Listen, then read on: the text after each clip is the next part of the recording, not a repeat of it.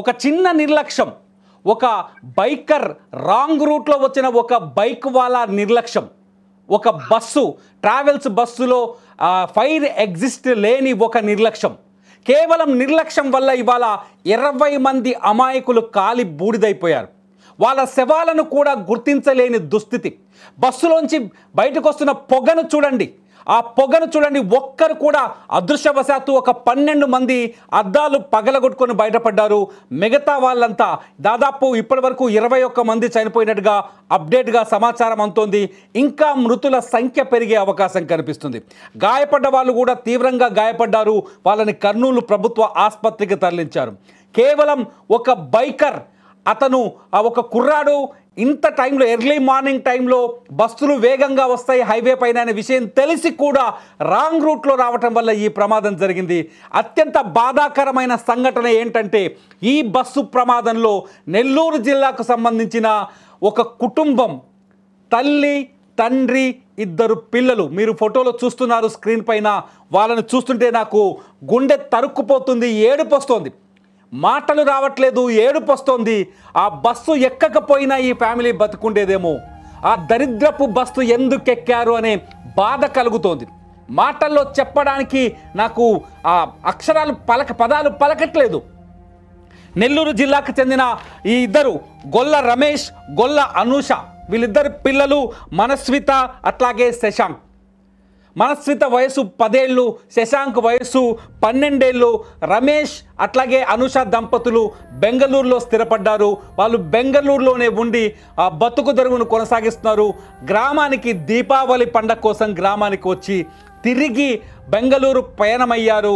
ఆ పయనం తిరిగి రాని ప్రయాణంగా మారుతుందని, మళ్ళీ వెనక్కి తిరిగి రాలేరని, కనీసం వాళ్ళ మృతదేహాలు కూడా వెనక్కి రావనే బాధను కలిగించేంత భయంకరమైన ప్రయాణం జరిగింది. కర్నూలు జిల్లా చిన్నటేకూరు దగ్గర జరిగిన ఘోర రోడ్డు ప్రమాదం తీరని విషాదాన్ని నింపింది. 21 మంది కుటుంబాల కలలను, ఆశలను అగ్నికిలలో చిదిమేసింది.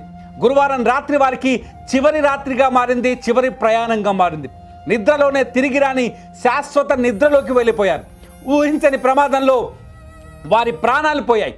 చనిపోయిన వారిలో నెల్లూరుకు చెందిన ఈ కుటుంబం కూడా ఉండడం తెలియడంతో కన్నీరు వస్తోంది. 2 పిల్లలతో వెళ్తున్న దంపతులు అగ్నికిలల్లో చిక్కుకొని కాలి బూడిదైపోయారు.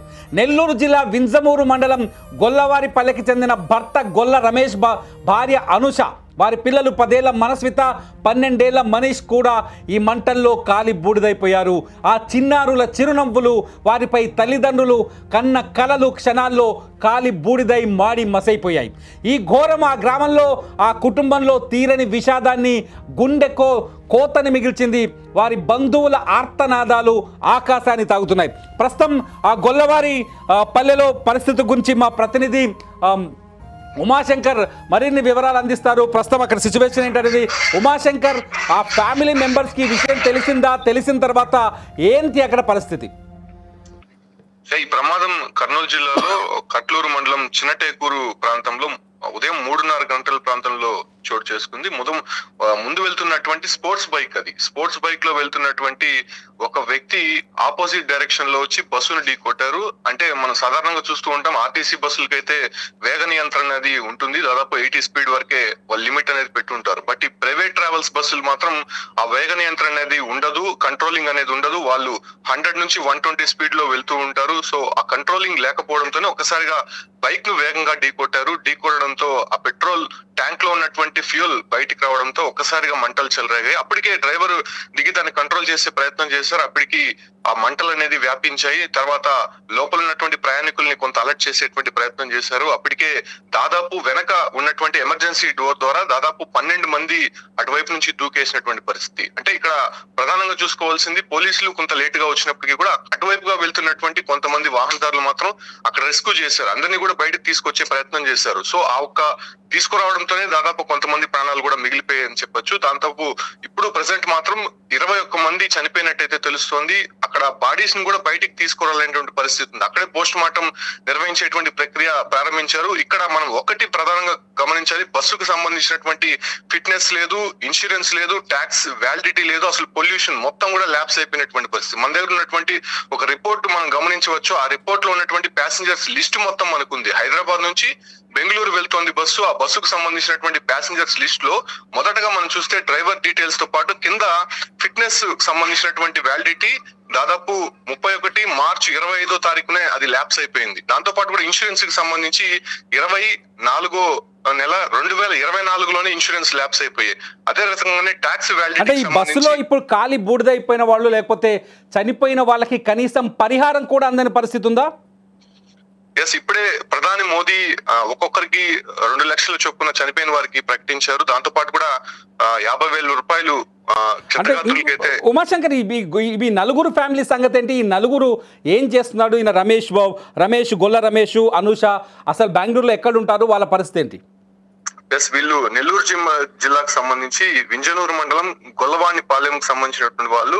ఇతను గొల్ల రమేష్, అనూష, శశాంక్, మన్విత. అంటే వీళ్ళు నలుగురు కూడా హైదరాబాద్ లో వెకేషన్ కి వెళ్లి బెంగళూరుకి వెళ్తున్నారు. బెంగళూరులోనే ఇతను సాఫ్ట్వేర్ ఇంజనీర్ గా పనిచేస్తున్నారు. అక్కడే వాళ్ళు కూడా సెటిల్ అయినటువంటి పరిస్థితి. అయితే నెల్లూరు జిల్లాలో ఉన్నటువంటి వీళ్ళు స్వస్థలానికి సంబంధించి ఇప్పటికే సమాచారం అయితే అందించారు. సో వాళ్ళకి సంబంధించి కూడా మొత్తం వాళ్ళు కుటుంబ సభ్యులంతా కూడా వెళ్తున్నటువంటి పరిస్థితి. అయితే ఒక్కసారిగా కుటుంబానికి సంబంధించినటువంటి నలుగురు కూడా, అంటే 2 చిన్నపిల్లలు, భార్యాభర్త చనిపోవడంతో ఆ కుటుంబంలో కూడా విషాద ఛాయలున్నాయి. గొల్లవాణిపాలెంకి సంబంధించినటువంటి ప్రాంతంలో ఇప్పటికే బంధువులంతా కూడా అక్కడికి చేరుకొని అక్కడి నుంచి వెళ్లేటువంటి ప్రయత్నం చేస్తున్నారు. ముఖ్యంగా ఈ బాడీస్ ని ఇంకా ఐడెంటిఫై చేయలేదు. అసలు పిల్లలకి సంబంధించి కావచ్చు, లేదంటే 2 భార్యాభర్తకి సంబంధించి పూర్తిగా లోపల కాలిపోయినటువంటి పరిస్థితి.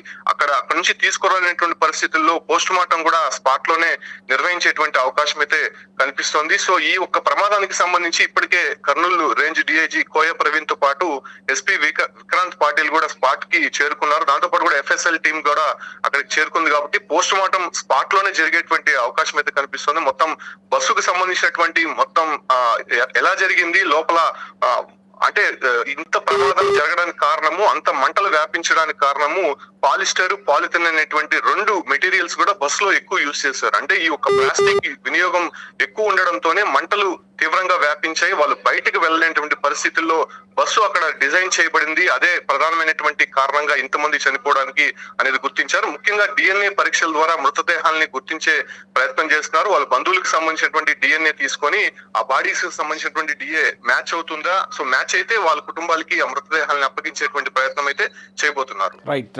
రైట్ ఉమాశంకర్, ఇది ప్రస్తుతానికి అది గొల్లవారిపాలెంలో పనిచేస్తుంది. గొల్లవారిపాలెంకి సంబంధించిన వింజమూరు మండలం గొల్లవారిపాలెంకి చెందిన గొల్ల రమేష్ బెంగళూరులో సాఫ్ట్వేర్ ఇంజనీర్గా పనిచేస్తున్నాడు.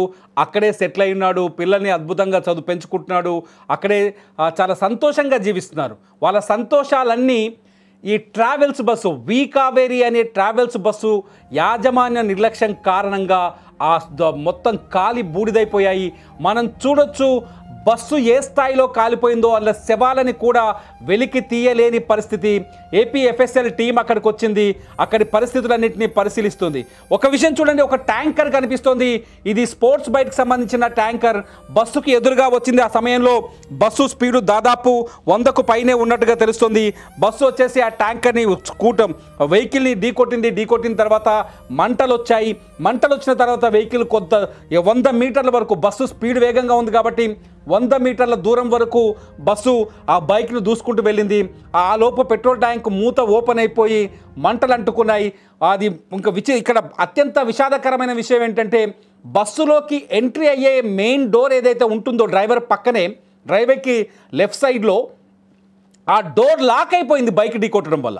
ఆ డోర్ లాక్ అయిపోయి బస్సులో ఉన్న వాళ్ళు ఎలా బయటికి రావాలో అర్థం కాని పరిస్థితుల్లో మంటల్లో చిక్కుకుపోయారు. బస్సులో స్లీపర్ కాబట్టి స్లీపర్ బస్సులో దుస్తులు అట్లాగే ఇవన్నీ ఎక్కువగా ఉంటాయి. దుస్తులు, బట్టలు, క్లాత్స్ ఎక్కువగా ఉంటాయి కాబట్టి మంటలు వేగంగా వ్యాపించాయి. వేగంగా మంటలు వ్యాపించడం వల్ల ఒక్కసారిగా మంటలు అంటుకుపోయి బస్సు అంతా దగ్ధమైపోయింది. కొందరేమో బస్సులోంచి దూకి బయటపడ్డారు. మరికొందరు ఈ అచేతన స్థితిలో అందులోనే పడి కాలిపోయారు. అందులోనే ఈ రమేష్ అట్లాగే అనూష మనస్విత అట్లాగే శశాంక్ ఈ నలుగురు కూడా మంటల్లో మాడి మసైపోయారు. అక్కడ కర్నూలులో బస్సు ప్రమాదం దగ్గర ఈ రమేష్ కుటుంబ బంధువులు ఒకరు వచ్చారు. వాళ్ళ ఆ డీటెయిల్స్ చెప్తాను, ఒకసారి వాళ్ళు ఏం మాట్లాడుతున్నారో ఆయన మాటల్లో విందాం. మా బామార్ది వాళ్ళ మిస్సెస్ పాప ఇద్దరు బాబు నలుగురు ఉన్నారు. మొత్తం నలుగురు ఉన్నారు. తెల్లవారుజామున 3 గంటలకు జరిగింది. హైదరాబాద్ దీపావళి హాలిడేస్కి పోయినాడు.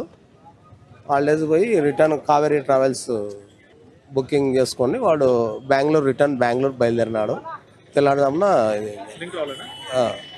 అంటే ఎవరు ఉన్నారు, ఎక్కడి నుంచి వచ్చి మీ బామర్దులు కానీ ఏ ఊరు, ఎంతమంది ఉన్నారు మొత్తం ప్రయాణికులు నాకు తెలియదు. నా బామర్ది వాళ్ళ మిస్సెస్ వానికి ఇద్దరు పిల్లలు నలుగురు చనిపోయినారు. ప్రమాదం ఎలా చూడొచ్చు అంటే ఏమన్నా ఎవరి నిర్లక్ష్యం ఉందనుకుంటారు? డ్రైవర్దే మొత్తం. ఇద్దరు డ్రైవర్లు ఉన్నారు, దీనికి ఒక క్లీనర్ ఉన్నాడు. డ్రైవర్దే నిర్లక్ష్యం 100%. ఆల్రెడీ 2 వీలర్ తగిలి 100 మీటర్స్ తీసుకొని వచ్చినాడు. 2 వీలర్ కింద బస్ కింద అది ఫైర్ అయింది. లేకుంటే నీకు అంత కాదు ఇది. ఈ ప్రమాదం వెనుక కావేరీ ట్రావెల్స్ నిర్లక్ష్యం చాలా స్పష్టంగా కనిపిస్తుంది. ఆ ట్రావెల్స్ బస్సుకి ఎటువంటి ఫిట్నెస్ లేదు, ఆ ట్రావెల్స్ బస్సుకి ఇన్సూరెన్స్ లేదు, ఆ ట్రావెల్స్ బస్సుకి సంబంధించిన క్లియరెన్స్ లేవు. కేవలం డబ్బు దాహంతో ఆ బస్సుని పట్టించుకోకుండా దాని నెంబర్ చూడండి ఒకసారి. డీడీ ఉంటుంది. డీడీ అంటే డామన్ అండ్ డయ్యూన్. అది మన కేంద్ర పాలిత ప్రాంతంలో తక్కువ ట్యాక్స్ ఉంటుందని కొనుగోలు చేసిన బస్సులు అక్రమంగా హైదరాబాద్ ఆంధ్రప్రదేశ్ తెలంగాణలో ఈ బస్సుని నడిపిస్తున్నారు. ఈ బస్సుకు సంబంధించిన లొసుగులకు సంబంధించిన పూర్తి అప్డేట్స్ని నెక్స్ట్ వీడియోలో చూస్తూనే ఉండండి. లైవ్ అప్డేట్స్ కోసం సుమన్ టీవీ.